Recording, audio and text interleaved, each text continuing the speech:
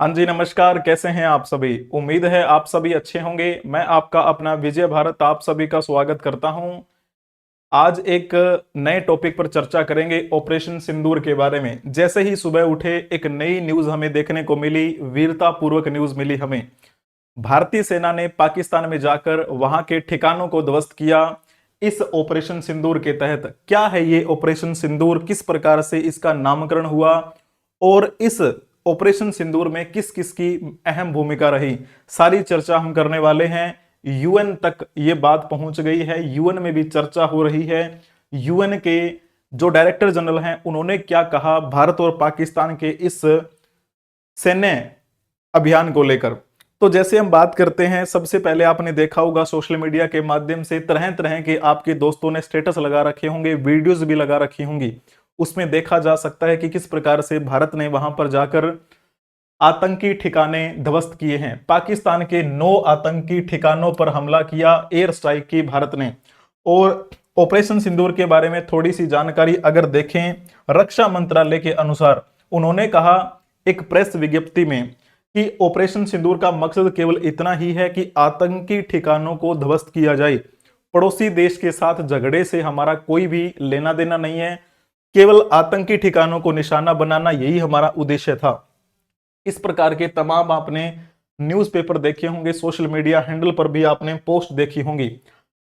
6 और 7 मई यानी आज ही है ये 7 मई, और रात को ये अंजाम दिया था भारतीय सेना ने। भारतीय सेना का पाकिस्तान पर जवाबी हमला। भारतीय सेना का ये ऑपरेशन सिंदूर जो है, इसके तहत क्या क्या देखने को मिला। कहा जा रहा है कि एक पाकिस्तान का फाइटर जेट भारतीय सीमा में प्रवेश करने का प्रयास कर रहा था, उसको भी मार गिराया भारतीय सेना ने। पाकिस्तान में 9 आतंकी ठिकानों पर मिसाइलें दाग दी गई, मिसाइलों द्वारा हमला किया गया। इसके तहत जैश ए मोहम्मद, लश्कर ए तैयबा जैसे जो ठिकाने हैं उनके उनके ठिकानों पर कार्रवाई हुई। अमर उजाला की तरफ से अगर देखा जाए तो उन्होंने लिखा है कि जैश ए मोहम्मद के 4 ठिकानों पर हमले हुए, लश्कर ए तैयबा के 3, हिजबुल मुजाहिदीन के 2 स्थानों पर हमले हुए। तो 4, 3, 7 और 2, 9 हो गए। टोटल 9 ठिकानों पर हमले हुए हैं। कौन कौन सी जगहें आपको देखने को मिलेंगी वहां पर, ये देखो इन्होंने लिखा है भौगोलिक दृष्टिकोण से, बस केवल आपको समझाने के लिए है। एक होता है ना डायमेंशन के अकॉर्डिंग, उस तरीके से डायग्राम नहीं बनाया गया, केवल आपको समझाने के लिए। अंदाजा आपको लग जाएगा। सियालकोट जगह पड़ती है, वहां पर एक ठिकाने पर हमला हुआ। मुरीद के नाम की जगह पर एक, बहावलपुर में 2 हमले हुए, भीमबेर में 1, कोटली में 2, मुजफ्फराबाद में 2। इस प्रकार से टोटल गिनती करेंगे तो 9 ठिकाने बनते हैं, जिनमें जैसे मोहम्मद के 4 ठिकाने हैं, लश्कर ए तैयबा की 3 हैं, हिजबुल मुजाहिदीन के 2 हैं। तो इस प्रकार से इन्होंने क्या किया है, भारतीय सेना ने वहां पर ये अच्छा कार्य किया है, बहुत ही अच्छा कार्य किया है। ये कार्रवाई क्यों जरूरी थी? जरूरी इसलिए थी कि आपने देखा होगा किस प्रकार से ये महिलाएं बिलखती हुई नजर आ रही थी आपको 22 अप्रैल को। आपको पता है 22 अप्रैल को किस प्रकार के पाकिस्तान के भाड़े के आतंकियों ने हमला किया था और निर्दोष लोगों को मार भी दिया था। ये देखो, ये फोटो आप भूल तो नहीं गए होंगे, किस प्रकार के आप यहां पर देख पा रहे हैं हॉस्पिटल में। ये देखो कितनी प्यारी, मतलब आप देख पा रहे होंगे इनकी जोड़ी थी। और इनकी हत्या से पहले आपने वीडियो देखा होगा, कितना एंजॉय कर रहे थे अपने परिवार के साथ में। क्या गलती रही होगी इनको, है ना। और ये देखो यहां पर आपको पता है ये विनय नरवाल दिखाई दे रहे हैं, हरियाणा से, नौसेना में थे लेफ्टिनेंट के रूप में। इनकी क्या गलती रही होगी, सिंदूर को उजाड़ दिया, है ना। और आपको पता है ये जो सिंदूर शब्द है, सिंदूर उजाड़ दिया महिलाओं का, इसी नाम से ही ऑपरेशन सिंदूर नाम रखा गया। 22 अप्रैल को पहलगाम में आतंकी हमला हुआ था, जिसमें टोटल 26 हत्याएं हुई थी आतंकियों के द्वारा, जिसमें 25 पर्यटक थे और एक नेपाली नागरिक भी था उसमें शामिल। अब जैसे भारत की बात करते हैं तो ये हमारा भारत है। भारत की लोकेशन देखेंगे तो पाकिस्तान के साथ टच होती है। हालांकि 1947 में हमसे ही पैदा हुआ था ये। जम्मू कश्मीर और लद्दाख 2 केंद्र शासित प्रदेश है यहाँ पे। तो इस जम्मू कश्मीर की जो बाउंड्री टच होती है यहाँ पाकिस्तान के साथ, वर्तमान की दृष्टि से देखा जाए तो ये ऑफिशियल मैप तो आप याद कर रहे होंगे। इस जम्मू कश्मीर यूटी की बात करते हैं तो यहाँ पर कितने डिस्ट्रिक्ट हैं, 20 डिस्ट्रिक्ट हैं। According to official Jammu Kashmir website. और यहां लद्दाख में कितने हैं? 2 हैं। तो इस जम्मू कश्मीर के आप एक डिस्ट्रिक्ट का नाम जानते होंगे जिसे हम अनंतनाग कह देते हैं। ये जो आपको एरिया दिखाई दे रहा है ना, ये है अनंतनाग। इस अनंतनाग में एक तहसील है जिसका नाम है पहलगाम, जहां पर हमला हुआ था। ये देखो, ये पहलगाम का आपको वो एरिया दिखाई दे रहा है जहां 22 तारीख को हमला किया था आतंकियों ने। धर्म पूछ पूछ कर उनसे गोली मारी थी। अभी जो मैंने आपको फोटो दिखाई है, उनकी वीडियो जब वायरल हुई थी, उन्होंने कहा था कि हमसे ये पूछा गया कि मुसलमान नहीं, उन्होंने कहा नहीं, तो ऐसे उनको गोली मार दी। और पीएम मोदी ने फिर बाद में आपको पता है सेना को खुली छूट दी थी। ये घटनाक्रम तब हुआ था जब प्रधानमंत्री नरेंद्र मोदी कहां पर गए हुए थे? सऊदी अरब में गए हुए थे। वहां से वापस लौट आए थे बीच में ही, और फिर आने के बाद बैठक की थी और सेना को कहा था कि आपको खुली छूट है। ऑपरेशन का नाम सिंदूर क्यों रखा गया? तो सबसे पहले आपको देखने को मिल गया होगा, आपने जान लिया होगा, जो हमारी भारतीय महिलाएं वहां पर गई हुई थी, किसी का बेटा नहीं रहा, किसी का पति नहीं रहा, किसी के पापा, किसी के चाचा, है ना। तो महिलाओं के सिंदूर को उजाड़ा गया था आतंकियों के द्वारा। इसी वजह से इस ऑपरेशन का नाम भी सिंदूर रखा, जिसके तहत वहां पर ठिकाने ध्वस्त हुए हैं 9 स्थानों पर। इसी जवाब से भारत ने प्रतिशोध लिया है, कुछ हद तक हम मानेंगे। लेकिन वही बात है, अंतिम जो हम तब मानेंगे जब हम इस पीओ के क्षेत्र पर कब्जा कर लेंगे। ये हमारा ही है। यहीं पर उनको शय दी जाती है पाकिस्तानियों के द्वारा। नारी सम्मान का प्रतीक बन गया है ये ऑपरेशन सिंदूर। ऑपरेशन सिंदूर की योजना कैसे बनी थी, थोड़ा इसके बारे में चर्चा कर लेते हैं। प्रधानमंत्री नरेंद्र मोदी की अध्यक्षता में एक बैठक हुई और इस पूरी की पूरी रणनीति की जो कमान दी गई वो अजीत डोभाल को दी गई थी, जिनके बारे में आप बखूबी जानते हैं। कभी सर्च कीजिएगा, बहुत अच्छे लीडर हैं, बहुत अच्छे आपको दिखाई देंगे नेतृत्व क्षमता है इनमें। तो खुफिया एजेंसी जैसे है ना, वो सक्रिय हुई, टारगेट चयन में स्थान की कोई सीमा नहीं रखी। बस यही उद्देश्य था कि आतंकियों का जहां भी स्थान हो, हमें वहां पर अटैक करना है, एयर स्ट्राइक करनी है। ऑपरेशन की क्या रणनीति रही उसके बारे में चर्चा करते हैं। तो मैंने कहा अजीत डोभाल जो है वो इस टीम का नेतृत्व कर रहे थे। इनके नेतृत्व में, इनकी अगुवाई में टीम बनी। तीनों सेनाओं के अधिकारी भी इसमें शामिल थे, वायुसेना, जल सेना, थल सेना। जब हम बात करते हैं उन तीनों सेनाओं के बारे में, तो ये कौन है? ये वायुसेना के अध्यक्ष हैं। वायुसेना के अध्यक्ष का नाम क्या है? एपी सिंह, जो कि 28वें नंबर के वायुसेना अध्यक्ष की भूमिका निभा रहे हैं। इनका नाम तो आप जानते ही होंगे, ये हैं जल सेना के अध्यक्ष। 26वें नंबर के जल सेना अध्यक्ष हैं दिनेश के त्रिपाठी, इनका नाम है। ये कौन है? ये है थल सेना के अध्यक्ष, है ना। थल सेना के अध्यक्ष का नाम क्या है? उपेंद्र द्विवेदी है। उपेंद्र द्विवेदी कौन से नंबर के हैं? 30वें नंबर के थल सेना अध्यक्ष हैं।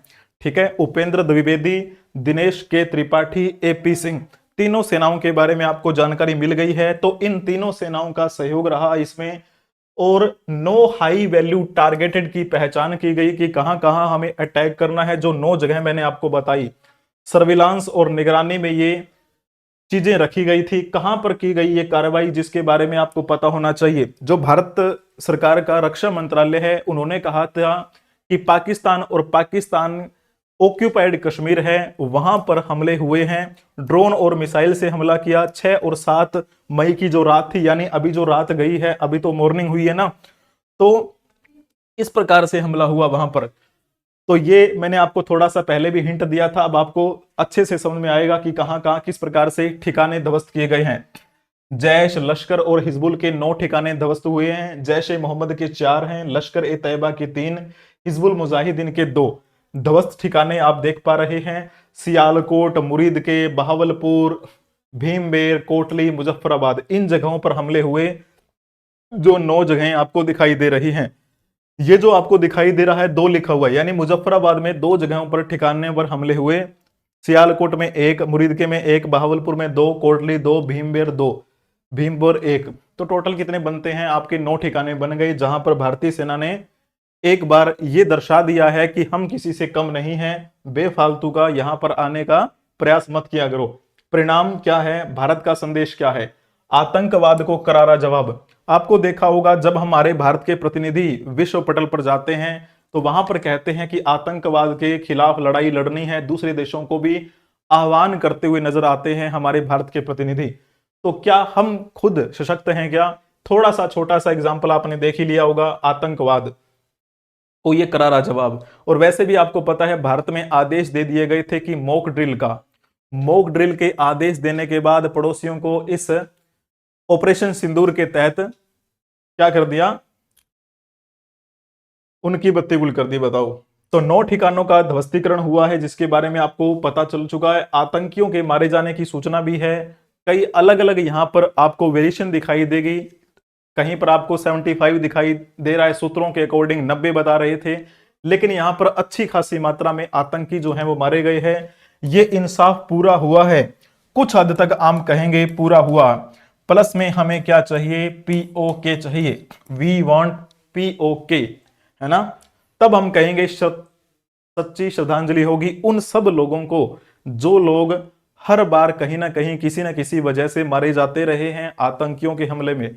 हमारे शहीद जो हुए हैं उस जगहों पर तैनाती के दौरान, तो तब हम अच्छी श्रद्धांजलि मान लेंगे, सच्ची श्रद्धांजलि मान लेंगे। पीएम मोदी और अजीत डोभाल की क्या भूमिका रही?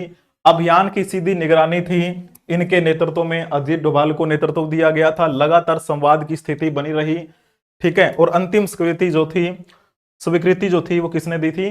प्रधानमंत्री ने दी थी। ऑपरेशन सिंदूर के बारे में जैसे ही पाकिस्तान को पता चला, तो वहां पाकिस्तान के डिप्टी सीएम है इशाक डार, उसने क्या कहा? उसने कहा कि भारत ने स्टैंड ऑफ हथियारों का उपयोग करके पाकिस्तान की संप्रभुता का उल्लंघन किया है। सरहद पार बहावलपुर और मुरीदके के साथ कोटली, मुजफ्फराबाद और आजाद जम्मू कश्मीर में नियंत्रण रेखा के पार नागरिक आबादी को निशाना बनाया है। ये पीओके, पाक ऑक्यूपाइड कश्मीर, यानी हम तो कहते हैं इसे पीओके क्योंकि इन्होंने कब्जा किया हुआ है, ये बोलते हैं इसे आजाद कश्मीर।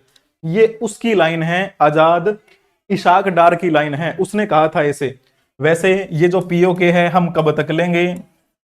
कब तक यहां इस पीओके पर हमारा कब्जा होगा, है ना? बेसब्री से इंतजार है, हम हमारी सेनाओं के साथ हैं, ठीक है, बिल्कुल सशक्तिकरण के साथ, जब जब मौका मिले हम साथ हैं। तो यूएन में भी ये मुद्दा चला गया। ये कौन है? ये है आपके यूएन में डायरेक्टर जनरल एंटोनियो गुटेरेस, इनका नाम।